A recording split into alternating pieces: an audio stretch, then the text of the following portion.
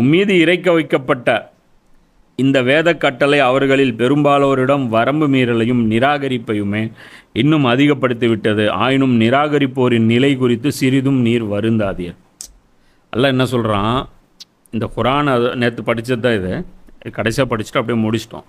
உம்மீது இறக்கி வைக்கப்பட்ட இந்த வேத கட்டளை என்ன பண்ணுது, அந்த யூதர்களையும் கிறிஸ்தவர்களையும் பெரும்பாலோரிடம் அவங்க என்ன பண்ணுறாங்க, வரம்பு மீறலை தான் அவங்க செய்கிறாங்க.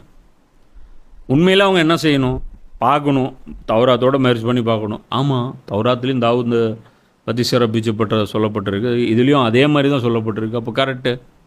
அப்போ தௌராத் எங்கேருந்து வந்துச்சோ அங்கேருந்து அது வந்திருக்கு, புரியுதா?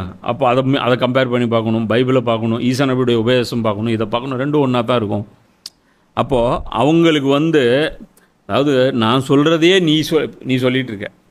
இப்போ உதாரணத்துக்கு ஊருக்குள்ளே ஒரு விஷயத்தை நீ சொல்லிகிட்ருக்க, அதை நம்பலை ஊருக்குள்ளே ஊருக்குள்ளே நீ சொல்லிகிட்டே இருக்க, திரும்ப திரும்ப சொல்கிற, இல்லைங்க அங்கே பாருங்கள் நான் சொல்கிறது தாங்க உண்மை, இதாங்க நம்பவே மாட்டேங்கிறாங்க. அப்போ வெளியிலேருந்து ஒருத்தர் நீ சொல்கிறதையே கன்ஃபார்ம் பண்ணும்போது உனக்கு அதை உற்சாகப்படுத்தணுமா, அது வெறுப்பை ஏற்படுத்தணும்? உனக்கு உற்சாகப்படுத்தணும். நான் சொல்லும்போது நம்பலை இல்லை, இப்போ பாரு இவர் அதானே சொல்கிறாரு, இப்படி தானே சொல்லுவோம், இவரும் அதானே சொல்கிறாரு, அப்போ நம்புங்கப்பா. அப்புறம் டபுள் கன்ஃபார்ம் ஆயிடுச்சு. அப்போ இவருக்கு எனக்கு லிங்க் இருந்துச்சா, இவர் வேறு ஊருக்காரு, அவர் வேறு ஊருக்காரு, நான் சொல்லி வச்சு கூப்பிட்டு வந்தானா, நான் செட்டப் பண்ணி கூப்பிட்டு வந்தானா? ஒரு ஆக்சிடெண்ட் நடக்குதுன்னா வச்சுக்கோ, ஆக்சிடெண்ட் நடக்கும்போது பின்னாடி ஒருத்தர் பார்த்துட்டாரு, நீ இடிச்சிட்ட, யார் மேலே மிஸ்டேக்குன்னு தெரில, நீ சொல்லிகிட்டு இருக்க, அவன் சொல்லிகிட்டு இருக்கான், நடுவில் இன்னொரு ஆள் சொல்கிறார், இல்லைங்க இவர் மேலே தாங்க மிஸ்டேக் நாங்கள் பார்த்தோம் அப்படின்னா, உடனே உனக்கு அவர் மேலே பாசம் வரணும். ஆனால் இங்கே என்ன அது காண்டாகுது.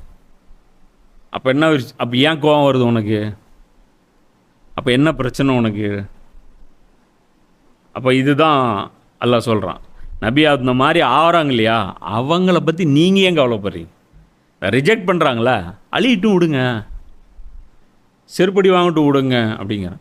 எப்பயுமே ஒரு விஷயம் புரிஞ்சுக்கணும், அல்லாவுடைய மைண்ட் செட்டு வேறு, ரசூலுடைய மைண்ட் செட்டு வேறு. ரசூலுக்கு சுட்டு போட்டாலும் அந்த உம்மத்து நரகத்துக்கு போகிறத அவங்க விரும்ப மாட்டாங்க. ஏன் அப்படின்னா அவங்களுடைய அறிவு ஒரு குறுகிய வட்டத்துக்குள்ளானது, அல்லாவுடைய அறிவு விசாலமானது. அல்லாஹ் அதனால் ஏற்பட்ட பாதிப்புகள் என்ன, இவங்க நிராகரித்ததுனால ஏற்பட்ட கான்சிக்வன்சஸ் என்ன, அது எல்லாம், இதனால் எவ்வளோ மனித குலத்துக்கு இழப்பு ஏற்பட்டது, அது எல்லாமே அல்லாஹ் கால்குலேட் பண்ணி அந்த சமுதாயத்தை பழி வாங்குவான்.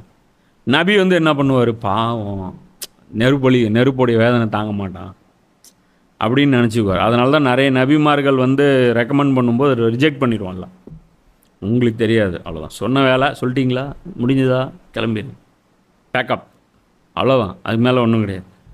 அதான் அல்லாஹ் சொல்கிறான், நிராகரிப்போரின் நிலை குறித்து சிறிதும் நீர் வருந்தாதீர். இந்த கவலைப்படுற வேலையெல்லாம் வச்சுக்காதீங்க.